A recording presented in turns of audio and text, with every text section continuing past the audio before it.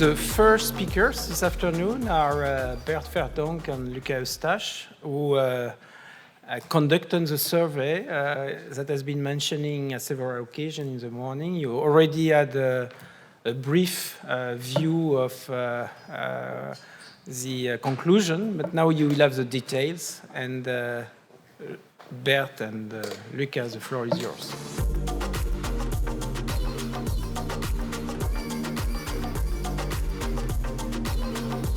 Thank you, Eric. And now it's our duty to keep you awake after the lunch and deal with the lunch dip.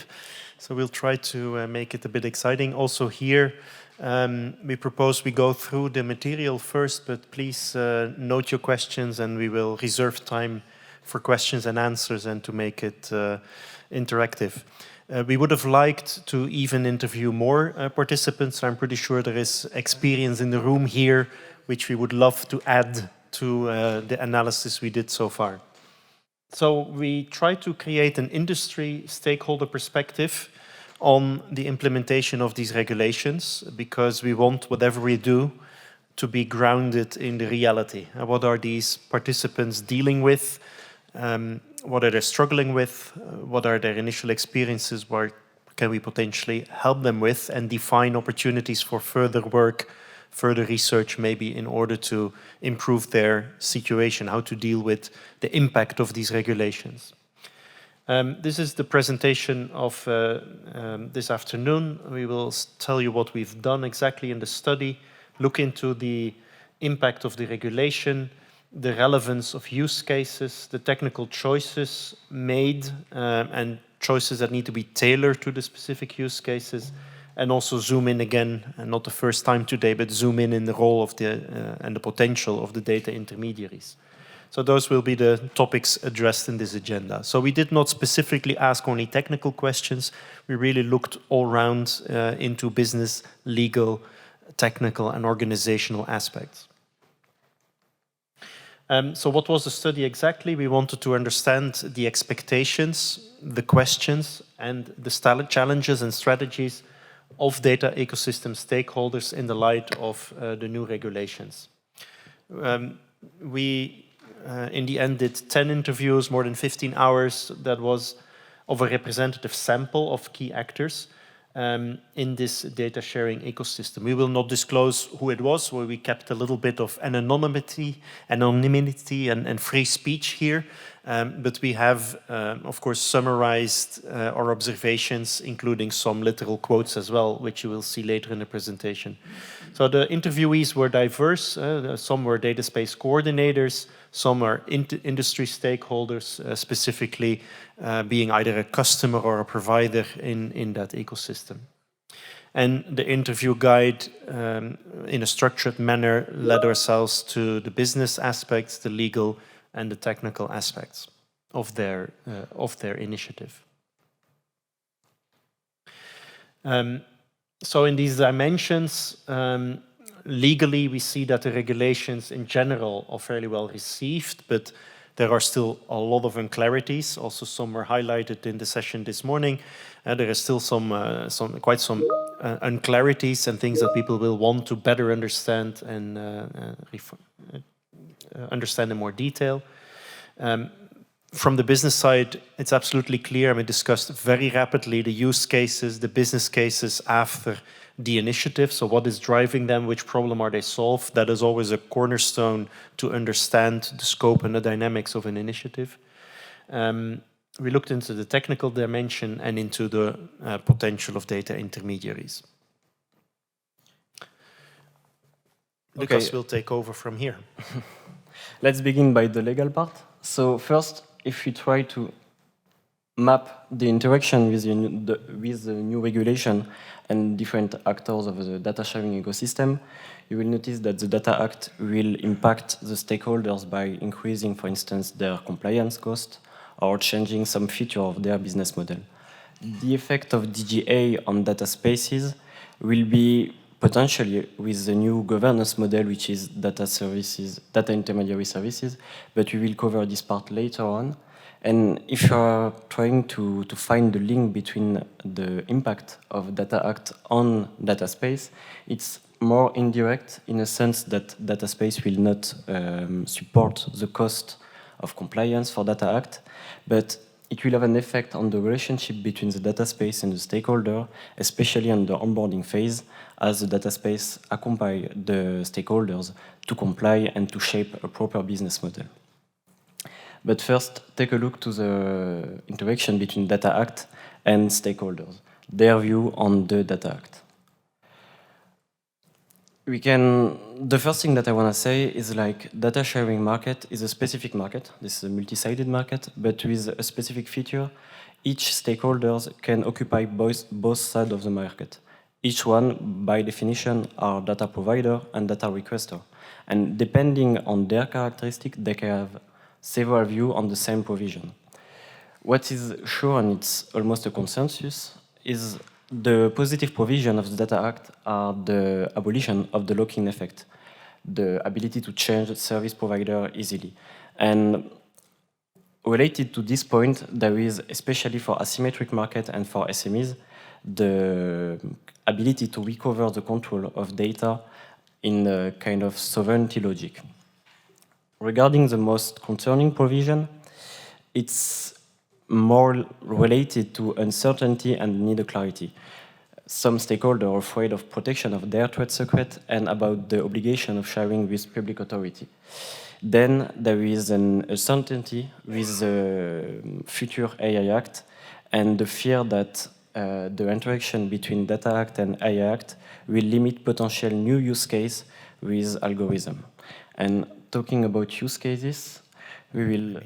One additional point. So the reactions and the emotions are high on when you discuss the impact of Data Act. So this is clearly a very impactful regulation, and people rightfully interpret it not only strictly in the scope of DA, but also in relation to other legal obligations, competition, anti-competition laws, or competition laws, and so, contract law. The relationship with the AI Act was brought up. So it's not that the impact of this regulation should be seen in isolation. It is the implications which are much more broad that people bring up as a complexity and a concern, as something they need to learn to deal with. Okay, so we can move on the business part with the main message that use cases are at the heart of the initiative. The sentence in italic are verbatim, directly coming from the interview, so this is a phrase of one interviewee that told us companies join us because they know what they want to achieve through the initiative. This is representative of what we say that the use cases as the cornerstone of initiative. When we are talking about use cases, we are talking about several things. It can be the creation of value-added services or product. It can be like targeting a cost reduction or gaining in efficiency. But then, once we reach this use case, we must not forget that there is some learning effect, potential learning effect, that will reinforce the initial use case and then create a positive feedback loop. Why those use cases are so important? Because it's clearly appear from our study that the maturity and the development of a data initiative and data space is really correlated to the multiplicity and the value of those use cases. If we try to take a look of what we can extract as a requirement for materialization of a use case, we can extract two sets of conditions. The first one is at the industry level, and the second one is at the data space level in pink at the top of the pyramid. So the first condition, the first necessary condition, is a data-driven business opportunity. Say it simply, you need to be able to do something with your data. Otherwise, there is no reason to be involved in data sharing system. The second condition is the existence of an old or new collaborative experience. It can be non-institutional, like simply you have the habit of collaborating with your competitor. Or it can be institutional, being part of the same trade union, being part of the same worker union, or being represented by the same lobby. The third condition is less necessary, but I would say this is a facilitator condition. This is an effective onboarding coming from the data space, in a sense that the data space coordinator, with his experience of previous data sharing of knowledge of all of other stakeholders, will feed the use case with this experience, and will help to shape this to achieve the realization of the use case. And then at the top of the pyramid, you have the feedback loop, the potential learning effect that will feed the data-driven business opportunities. What we can notice here is, for those who are familiar with the BLOT framework, we can categorize those conditions with this framework. Clearly, the first condition relates only on business aspect, the ability of doing something with data. But then there is some legal concern. Is there any antitrust law that are prevalent in your industry? Or are you dealing with personal data, and so how do you comply with GDPR? Then there is some organizational aspect for those conditions. As I told before, is there like a cooperation structure within your industry or not? And then for sure there is technical aspect of it, because if you want to share data, you have to know how you will do it and how you verify credentials, for instance, or which technology you want to apply. And this categorization is not only like a fancy feature of this graph. His aim is to recall something which is important, even if use case is at the corner of initiative, data space are really aware that it does not mean that the business perspective is the only one that is relevant. It means that every perspective and every dimension of the data space has to feed and contribute to the realization of the use case. And if we picture how an initiative scales, it should scale at least in two dimensions. And one is the initial use case itself, and Lucas has indicated some conditions in order for a single use case to succeed and for it to start operating and functioning. And there is a scaling across use cases. So the multiplicity of use cases very rapidly adds to the richness of the initiative and the viability of an initiative. And that's where that learning effect comes in. The learning effect can improve the performance, for example, or the attractiveness of that single use case. But the learning effect can also be by people using a certain capability, they get inspired for an additional service or additional. And it's also how you've seen the big platform companies constantly extend their service portfolio with more and more offerings. So there is this constant growth in those two dimensions within a single use case and by enriching into more use cases.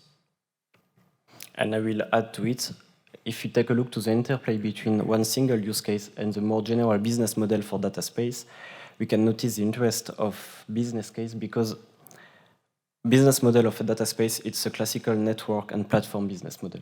Yet they need to scale up. Data, at least European data space are quite recent and they need to grow and to scale. So far, having a platform model need to build a network. And yet the network is building by subsidized by European Commission or public funding. Then there is two revenue streams for data space. The major one is subscription fee, and the second one is provision of value-added services. Sometimes this provision do not even exist. It depends on the skills of the data space operator. And which is important here is like the subscription fee will depend on the willingness to pay of the stakeholder. And this willingness to pay depends on the value of the network. So the more use case you have, the more viable use case you have, the more your stakeholder will be able to pay to use your network, and then it will increase, and again, a new feedback loop, attract more other users and develop at the end your initiative and your network. If you are looking at the technical side of the questionnaire now, here the verbatim explicit clearly what the data space think about the aim of the tech, and the tech should help stakeholder to trust the tools. In a sense, there is the aim of the tech should be twofold. And the first one is to create a lower barrier of entry, in other sense, making tech as simple as possible to allow even the smallest company to enter the initiative without any knowledge of IT system, for instance. The second one, and we will have a talk by Jakob later on automated compliance, and more generally speaking on RegTech. Those technology has to aim a gain of efficiency. They have to allow the data space to be scalable and to have some efficiency gain. This is basically but what is important is like, as the data initiative are quite recent now, the interplay with the tech and the other dimension of the data space is still at the proof of concept stage. Yeah, what we've noticed is that some of these initiatives probably originated with some healthy technology push. We will not hide that. In many cases, people think, oh, this is technically possible. I can create this big data lake, or I can create these more efficient APIs and services. Let's disclose this. Sometimes it is the pyramid upside down. But the more mature initiatives, we clearly saw that people spend much more time on understanding their use case, the underlying business drivers, understand the need for governance. I've spoken in the past to some initiatives who said, yes, we have a work package to define our governance, but we've pushed it to the end, and we have no clue how to start with that. But it is very important that people go through these stages, and then the technology choices become a result of that. So the more mature initiatives we've seen have clearly developed that build-up of a sound business base, a good understanding of how their network works, how it is constructed, how it can be organized, how it can be governed. And from that, they derive the technical requirements of the user access portal, the onboarding process, but also the monitoring and compliance, maybe even the automated payment that is required in the model. All of that follows from that structure. And now we can switch to the key pillar of those interviews, which is a new governance model for data spaces, talking about data intermediary services. I do not have the ambition to explicit clearly what precisely is a data intermediary, but I can isolate some condition. The data intermediary will create a direct commercial relationship between stakeholders in the sense that it do not own the data. It has to contain several data providers and several data users. And it should be an open group. The Commission do not clearly define what an open group is, but it seems to be a group that is open toward every potential participant. So, the value of an intermediation services, DGA or not DGA, is related to the difference between the data that you own and the data that you need. The more data than you need, the more valuable is the intermediary, because this one will, among others, reduce the transaction cost. But the value added of a DGI intermediary rely on neutrality condition and rely on trust. Say it simply, one interviewee told me, like, the value of being an intermediary is because now the stakeholder will know the rule of the game when they will join us. This is written on the law, and they know in which initiative they engage themselves. So, to say it, there is certainty about control over their data and derivative services. There is no risk or vertical or horizontal anti-competitive practice, like bundling, for instance. And there is no lock-in effect with interoperability between services. Yet, the DGA regulates ex-ante strongly those data intermediation services, and it can limit the potential business model of those intermediaries. For instance, the question of subsidize the fixed cost, the initial fixed cost, and the first step of building such network is not really clear. That it will be public money that will fund the first step and the network, or crowdfunding from a previous existing network. This is still unclear. And the potential revenue streams, once you reach the critical mass, will be only linked to the value of the network, and there is no possibility of cross-valorization of the network. So there is a bit of a dilemma there for data intermediaries. I mean, will I risk it? Will I set up this activity? Will I pre-fund and invest in it? The business case for that will only come where there is sufficient scale. But it's an open market. There will be other intermediaries with the same ambition. So it's a pretty difficult position to be sufficiently certain that, yes, this is worth it, I can make it, I will go for it, and I have sufficient initial investment to cover my activity. So that's a very, a rather difficult set of conditions in order to sustain an activity in that domain. And then, of course, the more competing or overlapping intermediaries you will get, each will keep the others smaller.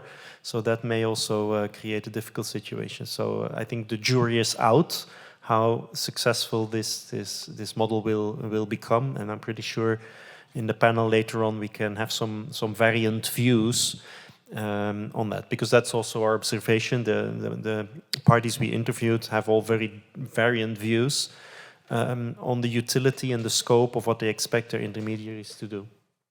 Yeah, it was just to illustrate your... Go ahead. Your point.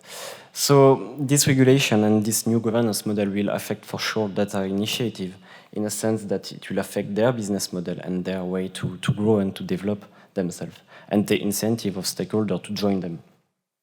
So as Bert just told, our interviewee are not really agree on the need for an intermediary, and this disagreement, I would say, seems to be based on market structure and on the industry on which the data space rely. For instance, if the market is asymmetric or not, if there is a key player that can build a network for his own interest or not, or if this is an atomic market or an oligopolistic.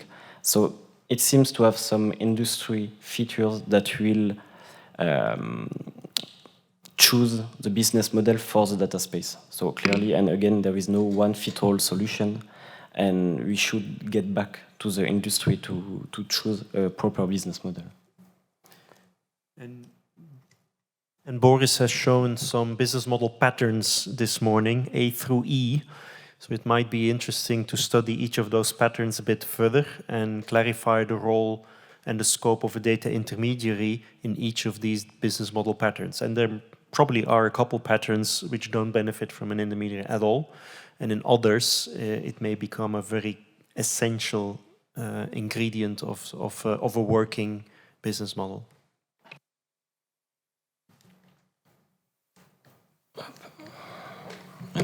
I can let you conclude to this study. Thank you, Lucas. So I'm back to the takeaways, which I already told you this morning. And reiterating the importance of those is that, of course, the use cases, as I hope you will all agree, are very essential. Also to bridge the divide sometimes, which was mentioned with the legal people here and with lawyers, is that I've also understood that lawyers really want to have a case to be specific and precise. So I think the better the use case is articulated, the easier the work of the lawyer also will become in order to help come to a judgment about a risk or an impact or a compliance. So I think in that relationship, getting those use cases very clear from the start is very good. And they need to be well underpinned and proven to scale. Of course, that's not something you can perfectly predict up front, but the scaling of at least the use case should clearly show the economical potential, also the viability and the sustainability. I've seen many initiatives which have a plan for the initial three-year project phase or 4-year project phase. And I asked them, so yeah, okay, and then after, well, then it becomes dark because the first 3 years also relied on significant levels of subsidies. So people should really dare to think, in a world without subsidies, what will I do? The value of the data intermediary is contested. Some people are totally in favor and absolutely need it, and others will neglect it. Depends very much on the industry and the market structure. And the technology must adapt to the above. And at this moment, we've seen still a lot of room for maturing, and also parties struggling a bit with finding the necessary components to underpin their initiative. So I think that's where we are with feeding you back on what we've learned so far. So as I said, this was still a fairly small sample, partially the 10 literal interviews, but also the broader feedback and interactions we have with the ecosystem working group within Gaia-X. But this is an exercise which could probably be continued. So if there are parties interested in either getting interviewed with slightly different opinions or maybe research partners that want to continue on this path, then we're open to that discussion. And now we're open to any type of questions.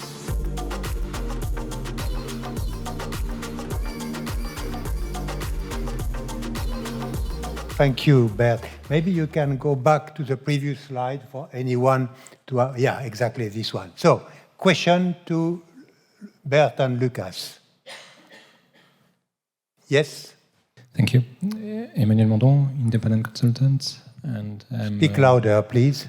Emmanuel Mondon, independent consultant, and I'm co-leading the location working group within Gaia-X. Have you considered the legal entity which could support data spaces? Because some data spaces have chosen very different legal entity.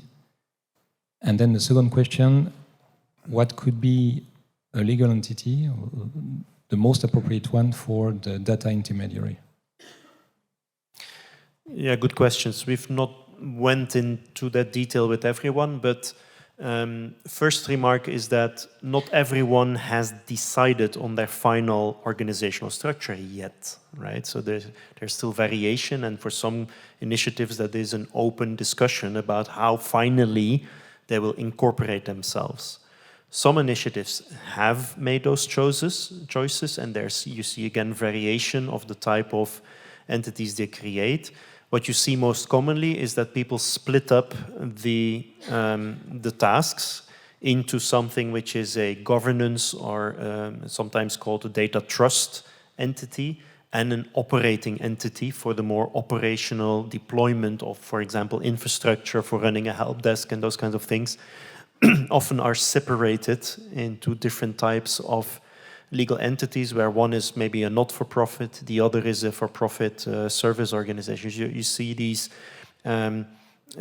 mitigating risks also and splitting up activities under different types of entities.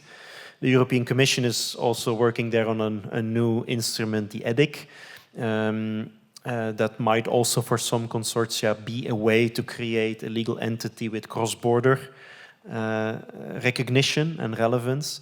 So I think their shortest answer would be, it depends, and you see a lot of variation across sectors and across situations. What we can add is that in the panel which will follow, you will have the real people in charge of the real data spaces. So you can ask them, how are you organized? One comment, I'd like to recall Boris' presentation back to November 2021. What is the best operating entity for a data space? And the answer was a cooperative. And I'm inviting each and every of us looking at the European cooperative company, SCE, Société Coopérative Européenne, Societas Cooperativa Europaea. That's a super, super interesting legal entity. Thank you. Other questions?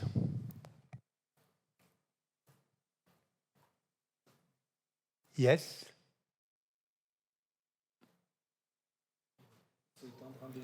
I'm working as a lawyer for Epexport, an energy company, and also doing a PhD in law. Yes, sorry. And I was willing to know if you have considered, among all the use cases, also the legal use cases, because there is a lot of new laws that will require like some stakeholder to share the data.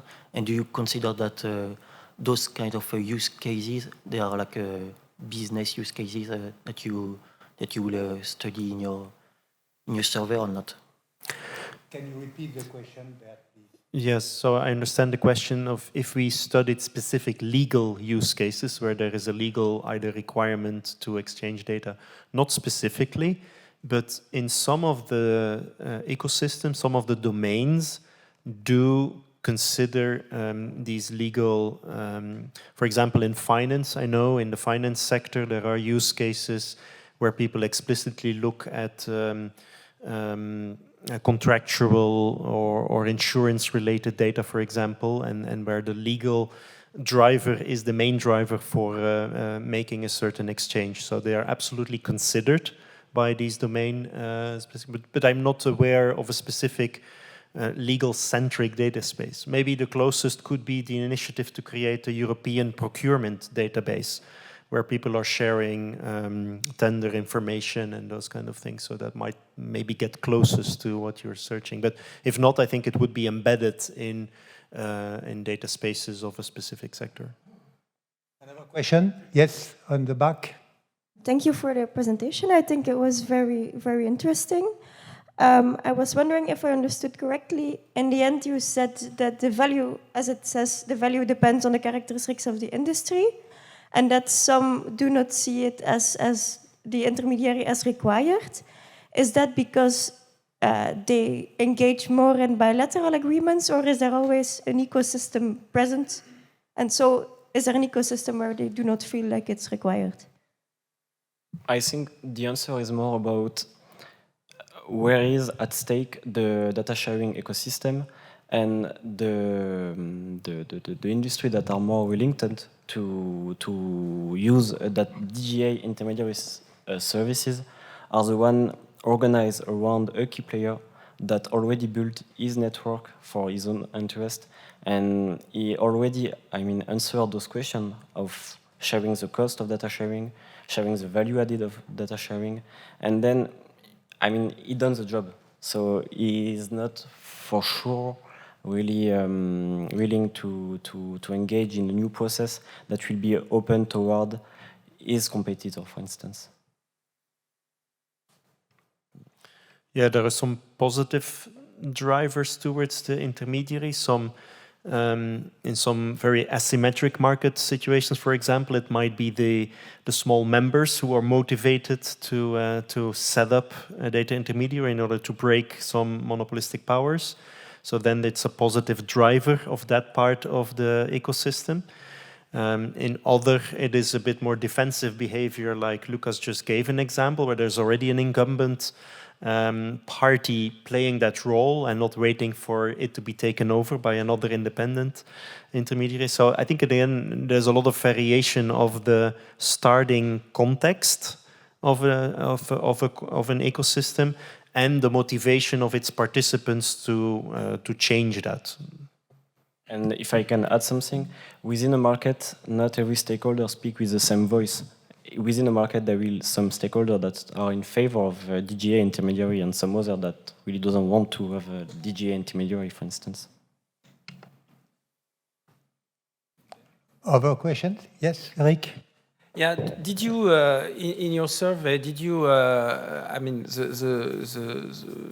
guy you interviewed, did they pointed out the issue of the standardization of data format, the standardization of process by the data spaces to manage the data, to store the data, to label the data, all those issues that make the data usable or not by various parties. It do not seem that this is a clear issue for the stakeholder, the standardization, but then it's kind of related to the previous question. If I'm a key actor and I set up my standard, I don't want to really change my standard to be more interoperable with my competitor. It didn't come up so much as a problem. Again, in most situations, the technology is not a problem. It is rather, where do you agree on that standard? Is there a governance structure in place where people are willing to collaborate with and to surrender to accept the decision of that authority? If they are, and then again, it depends to their motivation. If they're motivated to make it function, then they will accept that somebody sets that standard and they will follow. If there is another agenda, then probably not. If I can follow up, you mentioned in response to one of the previous questions that often in the data spaces you have two bodies that are envisaged to govern, and so it would be different if the data standardization and the format standardization would be managed by the non-for-profit cooperative mechanisms and the for-profit whatever technical operator. Yes, for example, that may be one way to smoothen that, yes. Our question to the two speakers. Maybe I can ask. Sorry. Thanks a lot, Julien Chassorio from Digital Europe. I have a question actually. So you said you first will we get some? We'll see some kind of report maybe published based out of this. That would be quite interesting, I think, to see. And also, I know you didn't mention specifically which persons or entities you interviewed, but I think it would be interesting also to know if are they all trying to be Europeans, or are they starting, let's say, at national level? Because I would be interested in learning a bit if they've been discussing also potential issues of competition between each other. Because in some cases, I think what Gaia-X is trying to do, of course, is having a European level and making sure that you don't have competing initiatives that, one in France, one in Germany that try to do the same, and then they would fail because they would be in competition against each other. So I would be interested in your views a bit if some of these participants have been also having these kinds of conversations about how to scale from, let's say, regional or national level to European level without having this problem of, okay, you will have 3 data spaces for mobility, one in Germany, one in France, and one in Spain, for instance. Yeah, so I think at this current stage, all these initiatives have a European ambition, at least, if not even larger than Europe, right? But they also all start with some home market, typically from the start. So yeah, there is that risk that there might be initiatives competing. So that's another type of interoperability which did come up, is of course you want inter-data space interoperability to a certain extent, so that even if in a certain data space may grow in a certain territory, another one there, that over time they can still agree to also collaborate and exchange because they've chosen a framework that is not too difficult to interconnect between data spaces. Now, we've tried to identify very specific use cases of inter-data space interoperability. These are not very active yet. It's probably a little too early for it. But in potential, that is what motivates people to go to try to stick to the standardization efforts like from Gaia-X, IDSA, FIWARE across Europe, also looking at what DG Connect is working on, to choose technical frameworks that allow inter-data space interoperability, just to avoid the risk that you sketch. If I can add something to the competition between the data space themselves, it does not seem that the risk of failure is a major concern for this. From some informal conversation that I can have with the interviewee, it seems that some of them are interested by the competition between data initiatives, but just in order to know if someone will make the move before them and will invest before them to allow them to beneficiate from the network and the infrastructure without having to pay for this. If I may add a point on that, what we are trying to do through what we call the Governmental Advisory Board, and the chairman is in this room, is to make sure that the various initiatives taken in different countries within member states are articulated within each other. So I was glad to hear that there was one which will be presented this afternoon, and another one on the same topic which has been created in another country, and luckily they have been wise enough to group their 2 initiatives. So I guess it's by learning. What I can tell you, if it is not Gaia-X to take care of that, no one else is interested, okay? So just to tell you, we have a big responsibility that we have given to ourselves, because we believe spending money on the same thing in 2 different countries is not a good idea. Other questions? Maybe remotely, is there anyone willing to ask a question remotely?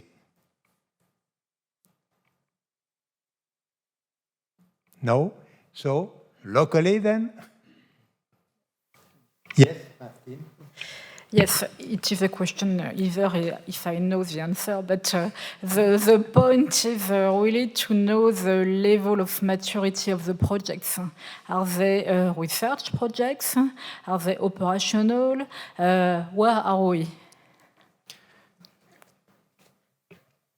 This is heterogeneous. in the sense that some data space are more advanced and some others are still at the proof of concept stage or like research project stage. But then they're all quite recent, so they are all, in a sense, not really developed, but some of them are much more developed than the other regarding the time framework. And they have all plans to go to operation, right? So it's not just playing for a proof of concept or something. No, they are. They have ambitions to create a real impact through the use cases that they drive. They're all on their path to operation, to impact, and well, scale still needs to come because it's too recent. But the challenge is out for all of them to reach critical scale. And then it can take some time to create a proper network, so it's quite normal that it takes some time. And we will see. Final question, if any? Yes? Maybe I missed it, but are you going to publish the results of the survey? Yes, we were more thinking of making a combined report of the survey plus the main outcome of today, right, Eric? Yeah, we will certainly publish the result of the survey, and I profit from the opportunity to launch a call for those who would be interested in responding to the survey to send us a message so that we can extend the survey to an additional numbers of stakeholders. As it was mentioned, the survey was done during the summer and was able to reach a limited number of, while quite important and quite significant participants to the various initiatives, but we would be very interested by benefiting of more participation in the survey from the industry, from the potential data intermediaries, of course, and maybe other potential stakeholders that have a say, that I would like to have a say on this survey. So you just send email to Eustache, and he will manage that. And we all understand, Luca, that your PhD thesis is about that topic, right? Okay, thank you for this. I think we can applaud for the work and for the.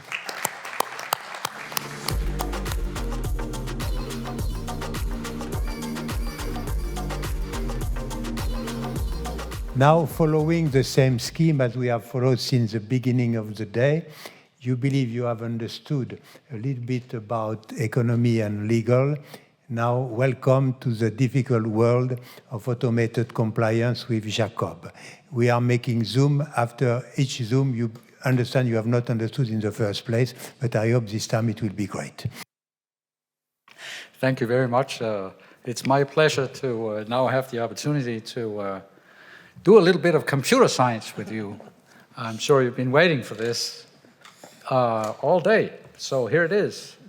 I'll talk about automated compliance, and I'll start with the big picture, trying to just try to locate where I sort of see the major points of automation in the compliance game. And then I'm going to focus in on smart contracts, following on to also some of those things that were said earlier also by Ivo Wallmann earlier today. So the big picture will be about automated compliance within data spaces, data ecosystems, and trust frameworks. Computer scientists understand the world in layered models called stacks. And the arrows you see from going up from sort of the lower levels to the higher levels sort of mean that typically the higher levels depend on the lower levels. So for example, you write software applications, that would be like up in the stack, and way low in the stack you have things like the operating system and the hardware, and the point is that the way you have to write this software depends on what's lower in the stack, and you can't change that through the software. So the way you write an application depends on the operating system, for example. Now, if we look at this picture of a stack from the point of view of automation of compliance-related tasks. We could start up there in what I call sort of the process and workflow management layer. That's not even technology, that's sort of management. It's bureaucracy, it's process. There you find topics like governance, risk management concepts. You might have security policies in your organization. You might be conducting manual audits, and there's bureaucratic tasks to be done in that part. There are things like industry standards, rule books, etc., etc., etc., etc. This is essentially about managing information related to, in this case, compliance tasks. Then you can move one level down, and then you start getting into contact with actual software systems. DevOps, I've chosen here as the layer name. It stands for development and operations. What it is sort of like a mixture of software development and IT management. What do you find there? Well, you find in modern times things like automatic software-based scripting of various kinds of relevant tasks. For example, I write some software script to make sure that I have everywhere in the organization's computers installed multi-level authentication or some other security-related components that are mandated in the organization. And I don't want to have to manually check that on 15,000 computers, so you have some software-based scripting that does that automatically. Now you move down and you hit the system level. You got operating system services in the context of data ecosystems. You might want to talk about federation services, taking care of things like authentication, credentials management, access rights, and that sort of stuff. And then all the way down to the infrastructure level, you got like hardware, communication hardware, the network system, where you got protocols and services, and you have cloud infrastructure. Now, if we take the two upper layers and map that to what is sort of talked about in the automatic compliance world, way up there, I would put what you sort of call RegTech. That's just for your, like, to share my worldview of what this looks like. RegTech is sort of like all kinds of software that helps you automate, at least in part, some of those bureaucratic and management-oriented procedures I talked about up there. At the DevOps level, you have something called compliance as code, and this was mentioned by Hubert and Ivo earlier today as one of the targets for compliance automation. I'm actually, in this talk here, going to go back even one step further down towards sort of the more systems-oriented level and talk about smart contracts and ledger technology. And I put in a couple of explanations. What is a smart contract? Well, basically, it's a computerized transaction protocol that executes the terms of a contract. And I said earlier that I would give an answer to the joke challenge, saying that, well, smart contracts, they're neither smart nor are they contracts. So what's smart about them? Okay, I can answer that question. What's smart about them is that they're automatic. They're code. They execute automatically. That's what's smart about them. What's smart about them is not necessarily that they have some sort of AI component in them. That's not the point. The point is, this is automatic stuff. And is it a contract? Well, it's not a legal contract, but it's a piece of software that could very well automate at least certain parts of something, which is a legal contract. So now I answered those two questions. Why, in the context of the DA, is this an interesting topic? It's an interesting topic because DA has an Article 30, which is very, very remarkable, in particular from a computer scientist's point of view. It's quite remarkable that such an article with that scope and that sort of weight in that document is talking about something as specific and actually advanced in the technological sense, like smart contracts. And so in the context of data spaces and ecosystems, The point is this, that this topic is particularly interesting because these structures, data spaces and ecosystems, provide the opportunity for creating shared services that relate to and support smart contracts, and which in turn can be used to support automated compliance by design, as I call it. And if it's not clear what I mean by that, then that means that the rest of my talk is not completely wasted, because that's what I'll try to explain. Okay, but basically it's about providing trusted code for transactions and things like logging, that means automatic archiving vis-a-vis certain regulatory requirements. Again, automated compliance by design is something I like to use as a concept. It's meant to sort of be the sum of automated compliance and compliance by design. Why design? Why not just automate? Well, that's because automation has some inherent limitations one needs to understand. First of all, there's a limitation to automation in this context that stems from the fact that you simply cannot eliminate the human component from the compliance game. For example, judges are humans. They're even human by law, okay? So that means you can't get rid of us. You can't get rid of people like Amal, which we wouldn't want anyway. But that's a basic limitation one has to understand in a deep way. The other thing is much more sort of coming out of computer science itself, namely that there are limits to what you can automate. I mean, there are certain problems that are well defined and they're mathematically fine, but it's known that there is no algorithm to solve it. For example, there is no algorithm that, given any general purpose computer program, could decide automatically whether that program might actually at some point issue a division by zero instruction. That means do something meaningless that would cause the system to crash. That has to do with this notion of Turing completeness. That simply means general purpose. If your programming mechanism is powerful enough, okay, to program any algorithm, that's what we mean by general purpose, then on the other hand, there's something you cannot do automatically, namely you cannot check all kinds of correctness properties of programs written that way. So that means you have to design for automation. You have to write your systems in such a way that you help enable automatic methods, and that's what I mean by design here.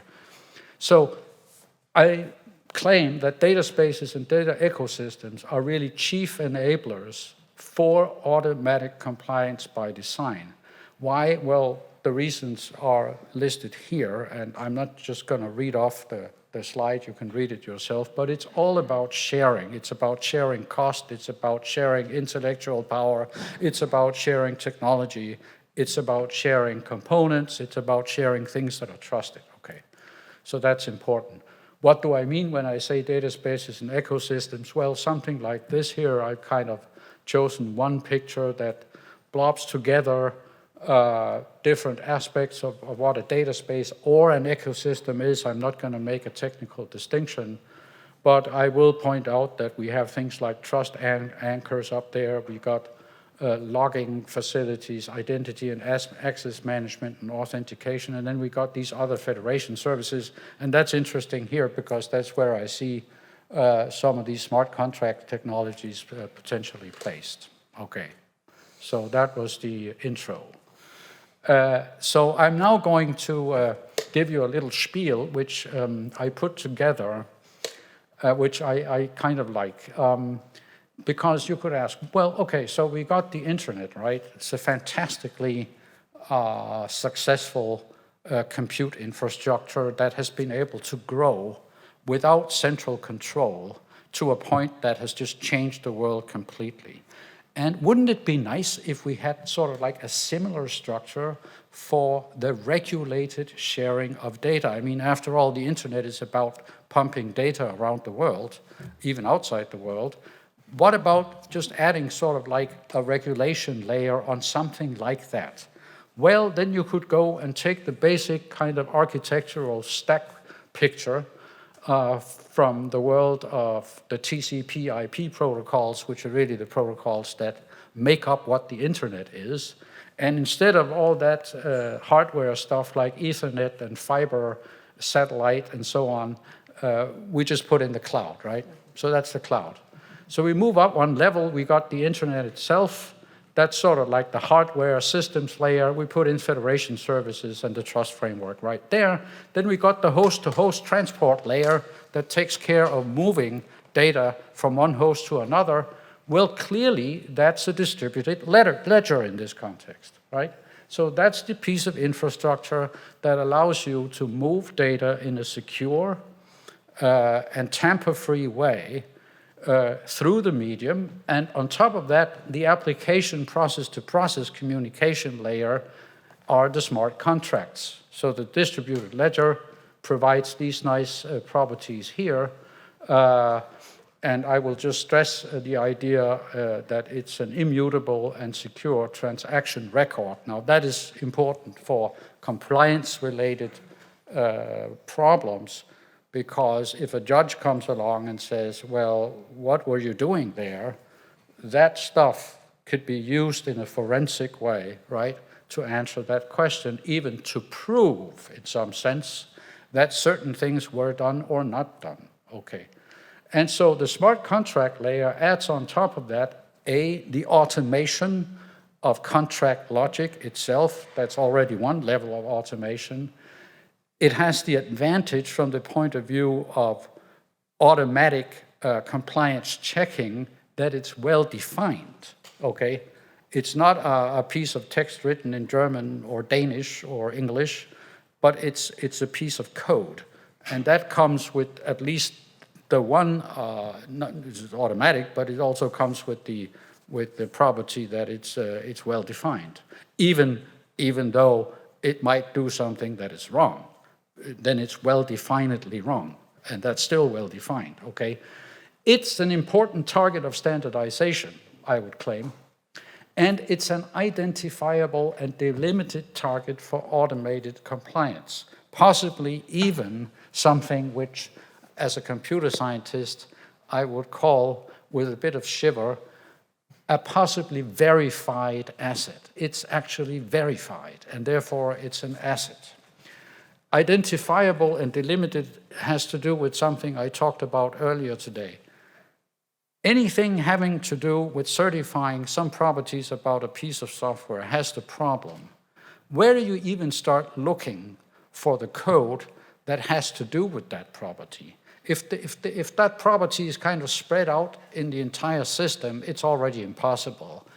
The notion of smart contract already sort of localizes those places in the system where you have to look if you want to check compliance-related properties. And from a software and computer science point of view, that's really important. Now, here is my private copy of Article 30 of the Data Act.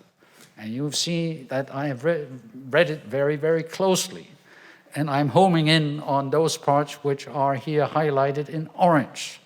The computer scientist in me, again, is fascinated because it actually talks about real things like avoid functional errors. That's what we call in computer science correctness, okay?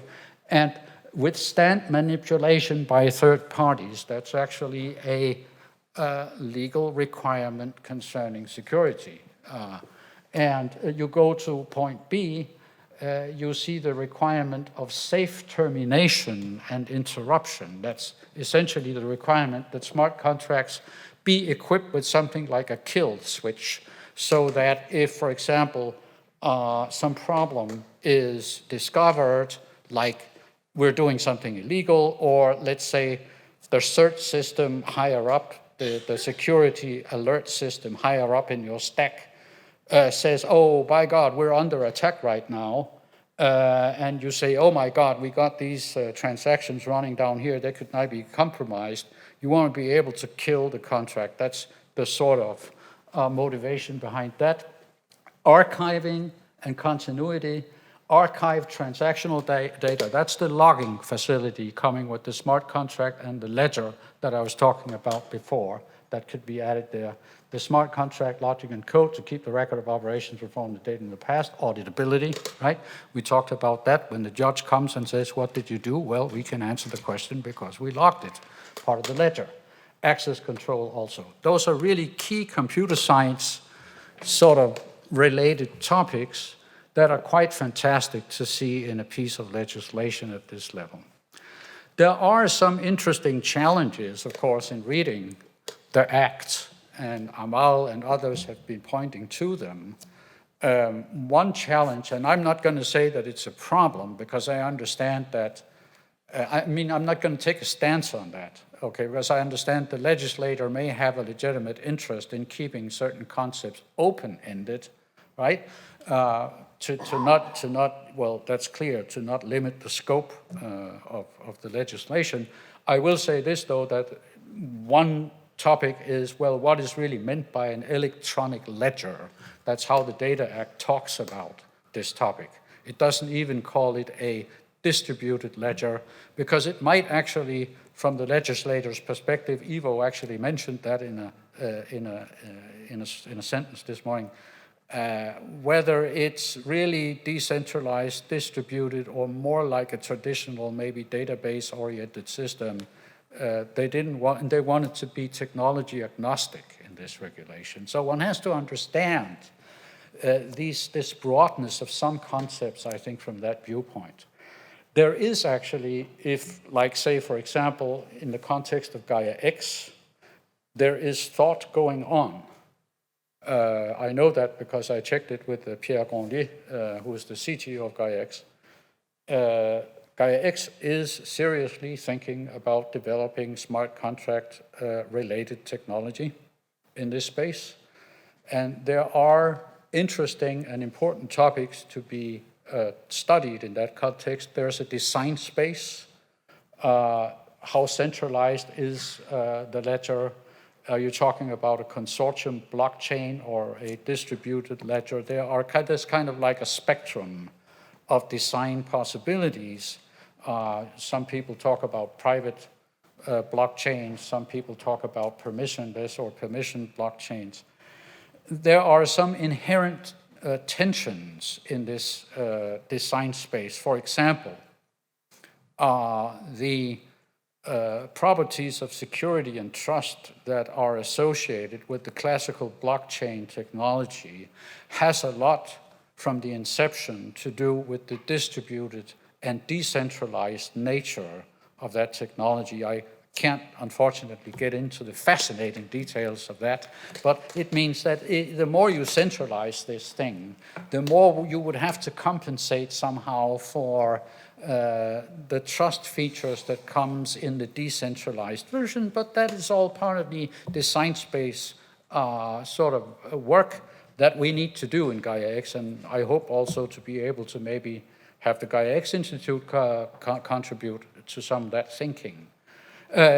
You get even into topics like blockchain interoperability. If you imagine that now different data spaces or different parts of an ecosystem might want to operate according to different designs of the blockchain or the ledger, fine.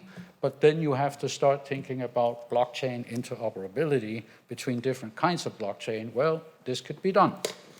There is, I want to point that out also, in terms of the legal perspectives. We're coming back to this thing, what is contractual in the legal sense about a smart contract, and how should we understand that? There is an interesting study which was commissioned by the European Commission in 2021, written by Tibor Schrepel, who I believe is a lawyer by education. And he wrote a very interesting report with the title mentioned up here. And as part of, one small part of that is a discussion on, well, how about the idea of a smart contract factory? I'm pulling that out here, that point, because I think that illustrates to me one of the really big potentials that I see for data spaces and data ecosystems here, namely the idea of providing trusted code templates and solution patterns, which might even have been certified and tested in a way which no single participant in the ecosystem would be able to do itself. So that's part of the sharing story here. If we share, we can do much more than anyone in and of ourselves could do. And one thing we could think of doing, which is also something which computer scientists have talked about for a long time, well, use trusted code sort of repositories or factories. In the report here, I should point out that this was viewed under a much broader viewpoint, namely under the viewpoint of smart contracts in the common digital market, in the single digital market. And the author here was quite worried about Brussels effects in that context, and he was therefore making this proposal number 14. And I don't here imagine that the European Commission should start writing contract code itself. I imagine we should do that, and that means in our context here, the idea is that this could be supported by the shared system of the data space and the ecosystem. That's a very important idea in my mind for automated compliance by design, because we can then start co-designing how to write these contracts, how to test them, how to validate them, how to certify them, and everybody would profit from that work. Terminability was also discussed earlier this morning, and is also sort of a particular requirement there, that is the kill switch, that a contract be stoppable. And if you read the report, there's a nice, I think, rationale, also from a legal perspective behind that, if you wonder why. And the main points are listed here that you find in the report. But I will focus here on one point, namely programming errors, bugs, or unintended behavior as being a possible source of the need to be able to stop a contract if some party finds out, hey, this contract is actually not at all doing what we want it to do because it was coded that the software had bugs in it, well, then we would want to be able to stop it. But we would also, in the context of automated compliance by design, rather want to be able to find those bugs before we even run the contract, or at least when we run the contract, due to monitoring technology that we will put in there, we will want to be able to get an alert the moment it does something we don't want it to do. That's also part of the AC story here. So my recommendations briefly are summarized here from the perspective of automated compliance by design in data spaces and ecosystems. We want repositories of tested, possibly even verified, smart contract templates. We want repositories of automated tests, monitors, even maybe partial proofs. Computer scientists today are becoming better and better at actually proving in a very strong sense properties of code, in particular properties of delimited code, that is not some kind of general purpose spaghetti blurb of software, but something more well-defined and delimited. We can actually do things with that kind of code today where people 40 years ago would have said you're crazy. Exploit smart contract infrastructure, and here I mean the ledger, security, authentication, logging, and so on, that we could put into federation services, and be prepared to use also advanced techniques coming from various parts of computer science, like programming languages, test automation, code generation, code analysis, even verification. And I want to make here the point that this is important because you could standardize here. That is, you could have standardized test suites, okay, for example. You could have standardized certification technology that really is state-of-the-art, so that if the judge asks, did you really do, after something bad happens or something that leads to litigation, the judge asks, did you really do according to state of the art, okay, what you could to prevent this from happening, the answer here should be, we did not only state of the art, we were on the forefront of the state of the art because we make the state of the art. That's what I want to see here. And coming from an American perspective, I spent 10 years in the American computer industry and research, doing research in the US. I can tell you big tech is doing it. They are on the front on a lot of these technologies here. And I think if Europe is really serious about this whole project, we must be willing and able to assume leadership, at least in those areas where it matters for something as European as this whole enterprise is, okay? We really want to take leadership there. Okay, so an example, I already mentioned it. I promised to put in an example of what it could mean. Well, something like a shared smart contract testbed. You see some of the main points listed up here. In the context of smart contracts and ledgers, this is also a big thing because if you want to test a smart contract, you essentially will have to maybe simulate the ledger, right? And this is not necessarily something you want to do as a home developer in your home office, right? Maybe this is something that really requires more of a system. I know Ethereum and other existing frameworks will offer you, you know, some level of support for that. But this is typically something bigger that would necessarily go into a shared testbed infrastructure. I should also say there is a growing literature on smart contracts coming out of the research community that lists, say, you know, typical vulnerabilities that have been discovered in actual smart contracts. And it should also be mentioned in this context that there have been errors and vulnerabilities and attack surfaces and the security problems in actual smart contracts that have cost tens of millions of dollars through the short history of the smart contract and ledger technology. So it's not, you know, it's not a figment of my computer science wishful brain that we be concerned with these topics. It's pretty real and it costs real money and it's real value for the infrastructure. In sum, we need to support automated compliance by design in data spaces and data ecosystems. It has a number of advantages that have already been touched upon.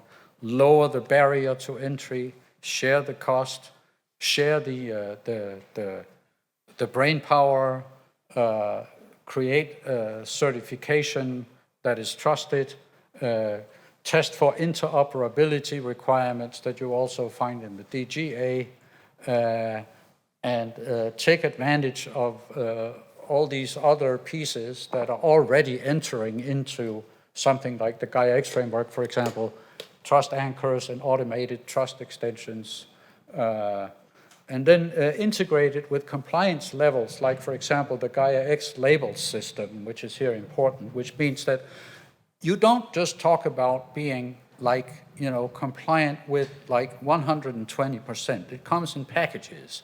You can choose the smaller package, it requires maybe less work, but you can also choose the large package. Well, then it costs a little bit more in terms of work. Be prepared and willing to use advanced techniques, which I know that Gaia-X is also thinking of. Not only smart contracts are important here, coming back to a question from earlier today, well, what do you do if you want to compute on like critical data that really has to be kept secret? Well, there are ways coming out of the computing research community that you can interestingly actually use to do that. So for example, things like secure multi-party computation or verified computing allow me to do things like outsourcing computations to other parties while keeping the data secret that these parties are operating on.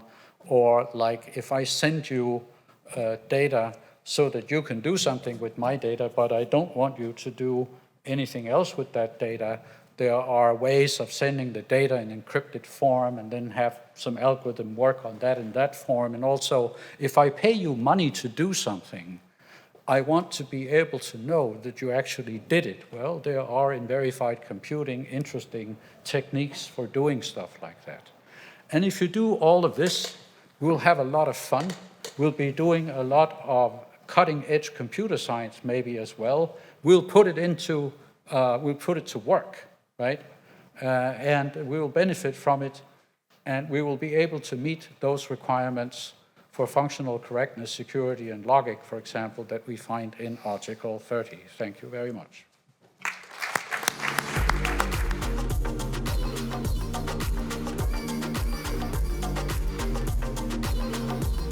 Jakob, thank you very much. I guess you all understand that automated compliance by design is one of the ways to implement all the regulation we are discussing since this morning.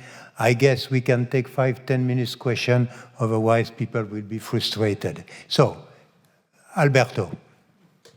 Thank you. Let me introduce myself so that you've all got a bit of context. So I'm the Chief Data Officer for the Spanish government, and Hubert mentioned before, I'm chairing the Governmental Advisory Board to Gaia-X. And to me, this was a fantastic presentation because it really pinpoints to where we are in governments about this. It's not about technology, it's not about business, it's about the interplay of business, technology, and regulatory, legal, or compliance, if you don't want to get too regulatory. So I love this idea as a technology. It's about automated compliance.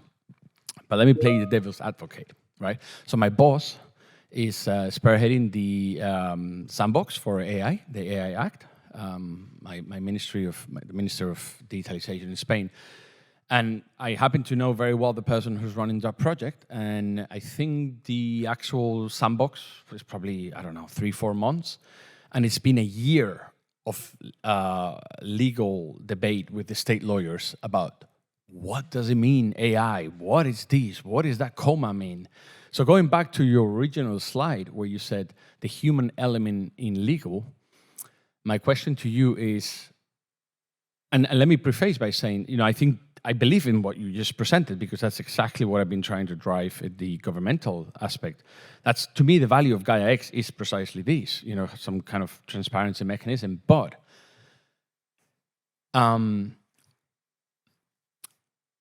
at the expense of every state lawyer in every member state interpreting differently and trying to wrap their heads around what this means because it's technically complex, and you spoke about state of the art, what can the Commission do to provide a certain framework that it's not Article 30, it's the implementation of what you just explained. I don't have an answer for that, but it gives me shivers just to think about how to put that in practice.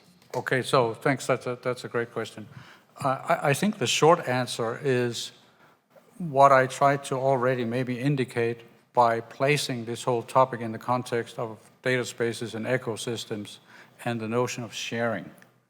That is, I can see that this might be a huge problem within one organization to lift that whole legal technological interface and then implement the whole thing. But that's really in some sense the raison d'etre of something like Gaia-X, is that by pooling resources, you can try to master that interface in a more general way.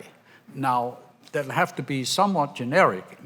Wouldn't claim that we'd be able to take care of every last bit that belongs to some very vertical problem. I'm not claiming that. But with these kinds of problems, you always start building up from below, and you create a rising sea if you do it well enough and long enough, and at the end you have something which nobody else has, and you'll be lucky that you started doing it. So there's no alternative, to my mind, if we really want to do something like this here. There's no alternative to trying to really build it in this communal, shared way, taking advantage of structures like the data spaces or Gaia-X. And the Gaia-X Institute wants to be a place where we can also think about these difficult interfaces maybe also a little bit outside the day-to-day pressure of having to deliver. Thank you, Jakob.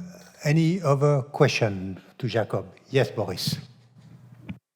Well, perhaps on this matter, and Alberto, I'm happy that you raised this, but in the end it goes down to what we discussed before the lunch break. I mean, what we are doing here is, let's say, providing means to achieve trust that the European values are adhered to. But as everything in life, nothing comes for free. That we need to decide what are we willing to invest, or which level of cost we want to carry in order to achieve this trust. And what Jakob presented is basically a way forward to lower, so to say, the cost we will end up with when we move towards a higher trust level, as I said, related to the European values. But I think this is something, in this context, I think we must seize that.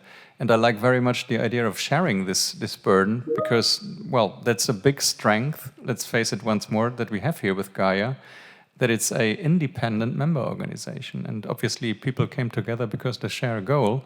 And if they share a goal, then they should also think of sharing the work, right? So, Alberto, just to complete this answer, no need to tell you that Ivo Volman is enormously interested by what has been said by Jakob. He insisted that we should have a specific session during this conference about that topic, forcing Jakob to continue the work he has started last year. But at the end of the day, all the discussion about diversity by country, diversity by sector, could find a potential beginning of an answer through this. I'm sure anyone understands what is at stake. Another question before we close this session? Yes? And maybe a question on Article 30 of... Speak louder, please. Yes, sorry. So, like on Article 30 of the DA, do you see it as complete, or there is still something missing, some requirement missing? The question was whether I see Article 30 of the Data Act as complete, or there's still something missing. I would say, to me, I already indicated that it's already pretty comprehensive. I mean, to see a legislator talk in this general sort of context about functional correctness. He didn't use the word correctness. He said there can't be functional errors, but logically it's the same thing. And he's talking about security, you know, you have to keep it secure. I mean, in short, I don't think that's not the problem I have with that article. It's not that it's too narrow, no.